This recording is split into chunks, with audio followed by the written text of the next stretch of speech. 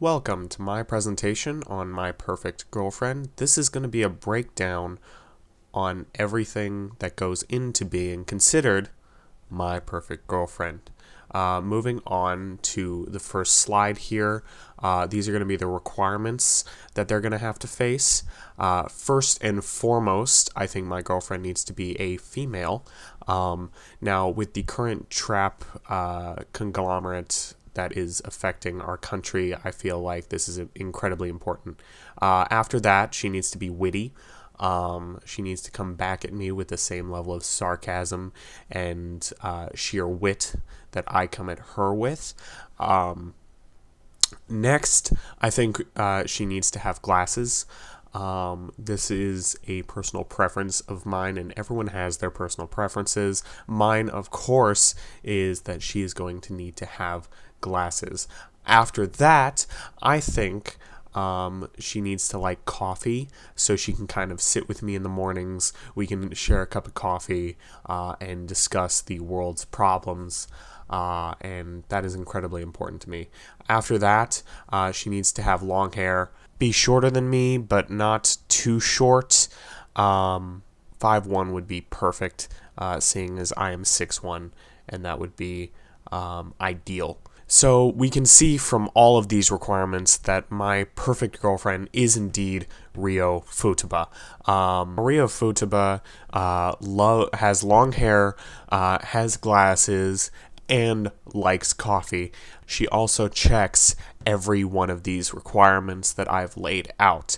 And if we look at her wiki page really quick, she is indeed 5'1" and female, and most importantly, alive.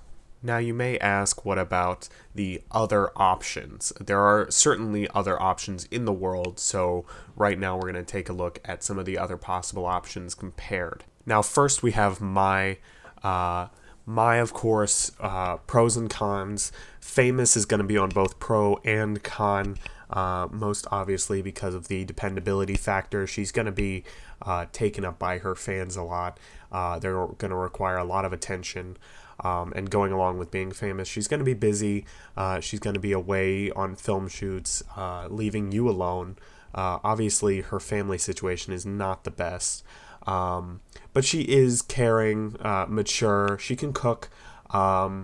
She does wear a bunny girl outfit, which does definitely go in the pros here. She's your kind of she is your stereotypical hot waifu that you'll see in a lot of anime, but I feel as though she's definitely of a higher tier than what you would see elsewhere. And obviously, as shown in the final episode of the latest season, she can be stingy as fuck. Moving on to, obviously, her sister here, Nidoka.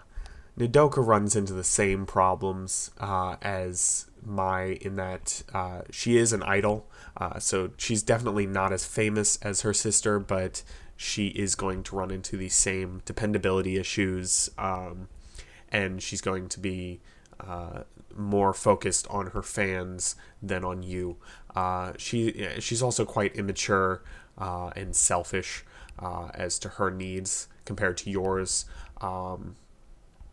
But she is cute, stylish, and quite small, as you would expect of an idol, especially one with enough renown to kind of match her. Next, we're going to have Tomoe. Tomoe Koga is cute as fuck. She's stylish, and I think she's calculated in her actions. She's smart about how she moves and what she does. Of course, in cons, she's fucking evil. She's gonna have the obsessive will to force you to be hers.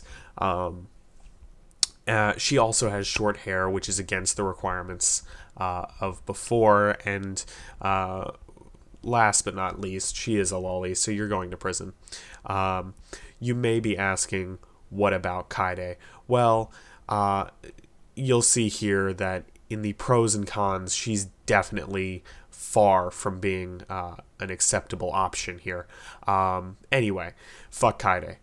Moving on, we're going to be looking at the comparative data between all waifus, the science of the modern waifu, and how that relates to what we're going over. And then we're going to be taking a look at the infinity waifu theorem, having a little coffee break, and then coming to the conclusion.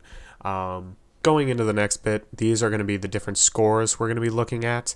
20 obviously equals perfect waifu. 10 is acceptable. And 0 would be a shit waifu. So looking at the WDC here, the main attributes we're going to be looking at are cuteness, dependability, and sheer waifu material. And obviously we're going to be looking at Mai, Nodoka, Tomoe, and of course Ryo. Now, starting out with Mai here, she gets a pretty high score in cuteness. Of course, she has the classic bunny outfit, so she's definitely going to score pretty damn high here. After that comes Nodoka, and Nodoka has this kind of copycat feeling about her in terms of her cuteness. She's obviously trying to play off of her sister, and that really doesn't come off well. And therefore it gets her less points. Tomoe comes in pretty high, definitely higher than Nodoka. She definitely gets those points for cuteness. And next we have Ryo, who surprisingly comes in about the middle here. Obviously, dependability. Mai isn't going to be your most dependable. If you do come to her with a difficult situation, there's a 50-50 chance she's just gonna run away on a train and says she has work. Obviously, coming in after her, we have Nodoka, who once again runs into the same problem, if not as impactful as her sister, seeing as she is an idol. And that is going to get in the way of her being dependable. After that, we have Tomoe, who scores high and above the other two in this category, mainly because she is extremely dependable, if not for the wrong reasons. She's most likely outside your door right now, and whether you like it or not, she will be there for you. And then you have Ryo, who actually comes in pretty damn high here because she is the most dependable out of all of them. If you have a Groundhog Day type situation and you go to her, most other people would send you away saying you're crazy, and she just says, "You're crazy, but I'll help you because I'm dependable." Next we have obviously sheer waifu material, and Mai scores pretty high here, obviously getting her more than an acceptable score. And then you have Nodoka. Nodoka comes in way lower than her sister, seeing as she really is just a pale imitation of her sister. Definitely not even an acceptable range. Tomoe just gets to the acceptable waifu point. She is a bit excessive. She's very she's going to be very obsessive over you, and that can be good.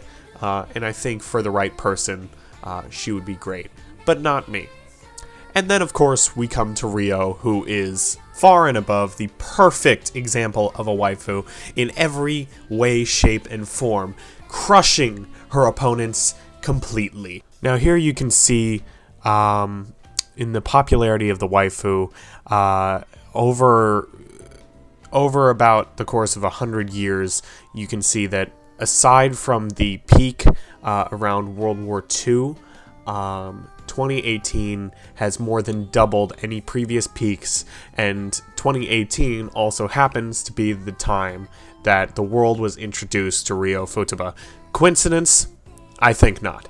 Now, moving into the possibility of infinite Ryo Futabas, you'll see that in the anime, the original Ryo Futaba creates a clone of herself, and I merely suggest that what if instead of that clone disappearing and leaving the original Ryo Futaba, what if that clone instead multiplied itself? So then you had 2 Ryo Futabas cloning themselves, and then 4 cloning themselves, and then 8 cloning themselves. You would have the possibility of infinite Ryo Futabas. Now, in the anime, she says, the world doesn't need 2 Ryo Futabas. I agree with this wholeheartedly. In fact, I think the world needs infinite Ryo Futabas. I think it needs constant waifu material. I think it needs waifus everywhere. She says, I hate who I am in the anime, and I agree with that. You know why she hates who she is? Because she's a god. All gods hate who they are. She is a god who can create infinite versions of herself for her subjects, for the unwashed masses. She is a god. I merely suggest Ryo Futaba Infinity. The anime was only meant to introduce her to us, her godliness, her god-tier waifu material. She is a deity, nay, the definition of a god.